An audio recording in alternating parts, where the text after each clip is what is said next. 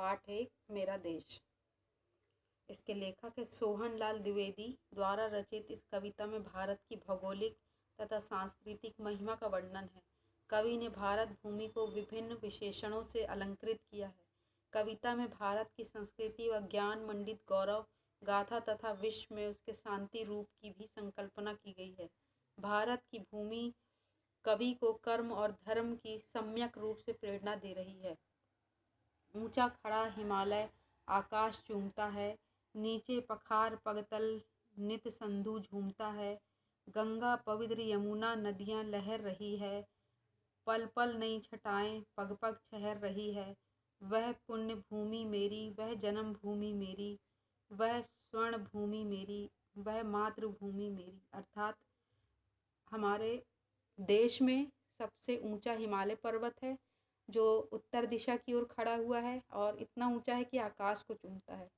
उनके नीचे, हिमालय के नीचे जो नदियां हैं वो पखार अर्थात उनके पग पग अर्थात उनके हिमालय के पांवों को क्या कर रही हैं, पखार रही है अर्थात धो रही है। नित्य सिंधु झूमता है, गंगा पवित्र यमुना नदियां लहर रही है। यहाँ गंगा और यमुना जैसी पवित्र नदियां हैं। पल पल नई छटाएं पग छग कह रही हैं। यहाँ पल पल हमेशा प्रकृति में हर चीज़ नई होती जाती है। वह पुण्य भूमि मेरी, भारत देश यानी यह पुण्य भूमि मेरी है, यह जन्म भूमि मेरी है, मेरा जन्म यहाँ हुआ है। वह स्वर्ण भूमि मेरी है, यह मातृभूमि मेरी है, यहाँ मेरा जन्म और पालन पोषण हुआ है। झरने अनेक झरते जिसकी पहाड़ियों में, चिड़िया चहक रही है हो मस्त झाड़ियों में। अमराइयाँ घनी हैं कोयल पुकारती है, बहती मलय पवन है तन मन संवारती है। झरने अनेक झरते जिसकी पहाड़ियों में, यहाँ भारत देश में जो पहाड़ियाँ हैं उनमें से अनेक झरने झरझर करके झरते हैं। यहाँ अनेक प्रकार की चिड़िया है जो प्रतिदिन सुबह सुबह चहकती हैं, झाड़ियों में मस्त झूम झूम कर बैठती हैं। अमराइयाँ घनी हैं, अमराइयाँ अर्थात आम के वृक्ष, और कोयल पुकारती है। बहती मलय पवन, मलय अर्थात जहाँ पर चंदन के वृक्ष पाए जाते हैं उस जगह को मलय कहा जाता है। मलय पवन है, तन मन संवारती है।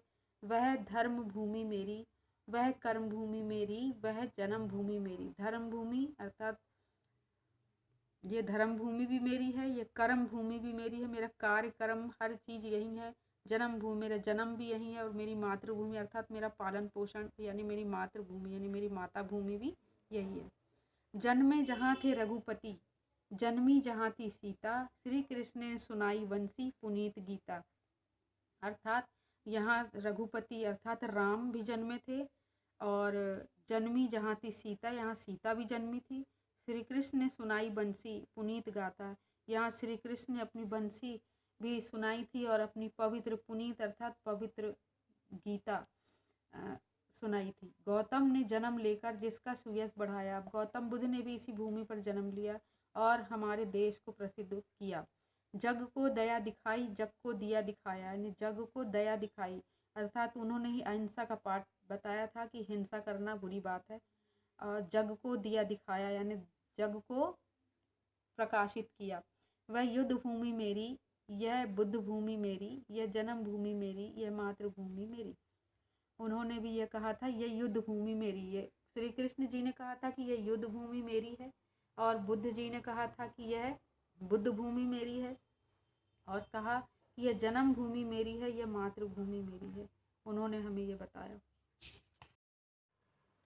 बहुविकल्पी प्रश्न, सही विकल्प चुने। सिंधु किसका पैर पखारता है? उत्तर है हिमालय का। पहाड़ियों में क्या झरते हैं? झरने। भारत को कवि ने क्या बताया है? जन्मभूमि, कर्मभूमि, धर्मभूमि सभी।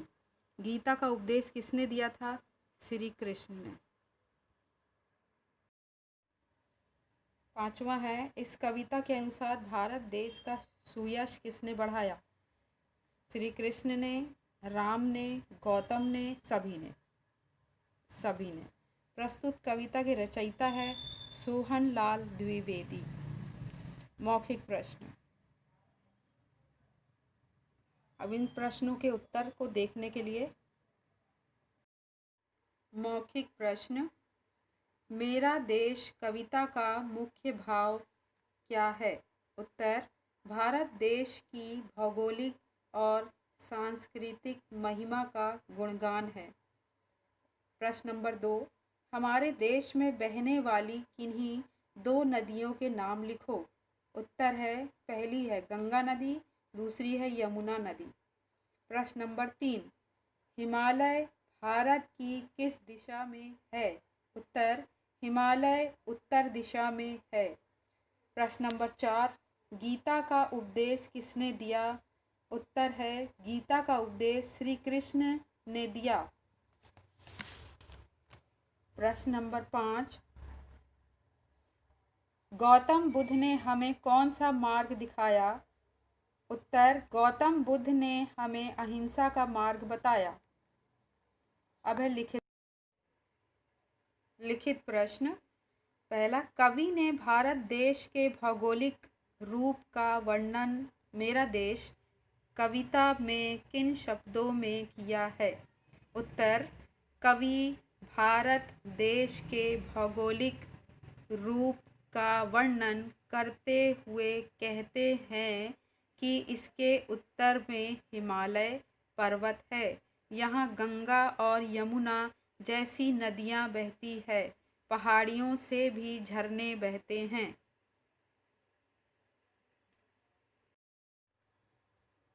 प्रश्न नंबर 2, मेरा देश कविता में कवि द्वारा उल्लिखित प्रकृति वर्णन अपने शब्दों में लिखो। उत्तर, भारत प्राकृतिक रूप से बड़ा ही मन को मोहने वाला है। यहाँ गंगा यमुना जैसी पवित्र नदियाँ बहती हैं। मलय पर्वत से पवन बहती है। मलय पर्वत अर्थात जहाँ चंदन के वृक्ष पाए जाते हैं, जो भारत भूमि के तन मन को संवारती है। प्रश्न नंबर 3, मातृभूमि से तुम क्या समझते हो? कवि ने अपने देश की भूमि को किन किन विशेषणों से पुकारा है? मातृभूमि का अर्थ, भूमि अर्थात मट्टी जमीन, विशेषण अर्थात गुणों, मातृभूमि अर्थात जहाँ हमारा जन्म हुआ हो, पालन पोषण हुआ हो। अब मातृभूमि का अर्थ देखते हैं। उत्तर, जहाँ हमारा जन्म तथा पालन पोषण हुआ है उसे मातृभूमि कहते हैं। कवि ने भारत देश को कर्मभूमि, जन्मभूमि एवं मातृभूमि आदि नामों से संबोधित किया है।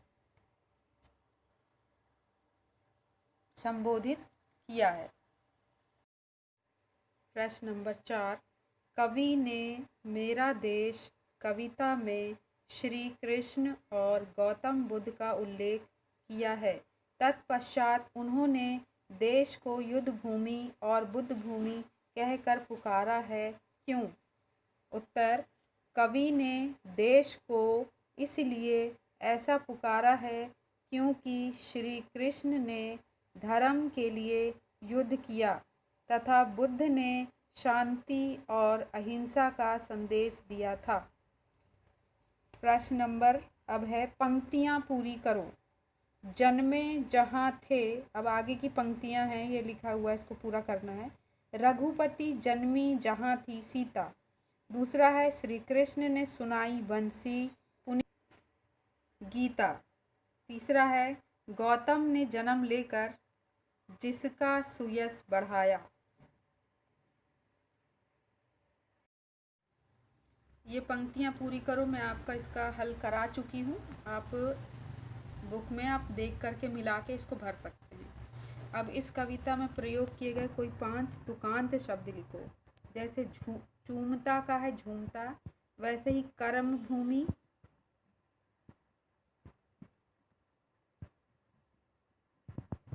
कर्म भूमि का आएगा धर्म भूमि, और ऐसे ही और भी हैं जो आप इसको ढूंढ करके इतने यहाँ पर पूरा कर सकते हैं।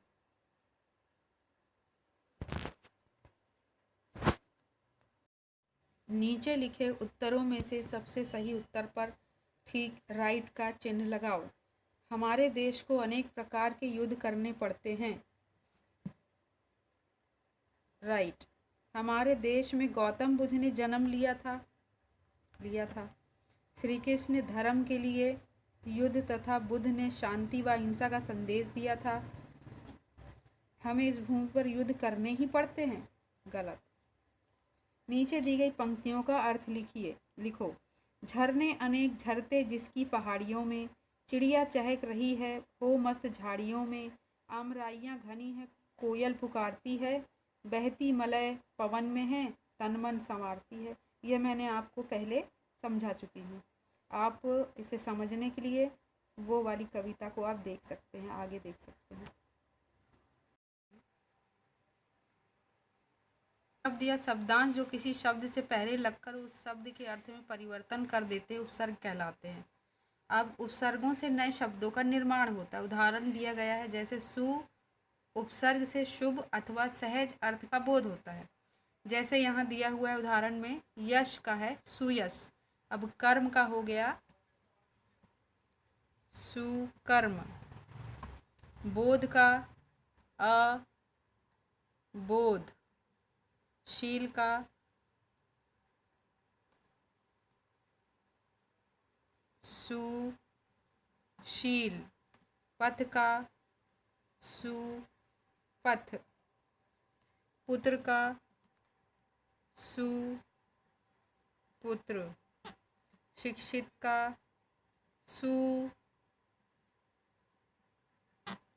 सुशिक्षित, पात्र का सुपात्र, योग का सुयोग, दूर का सुदूर।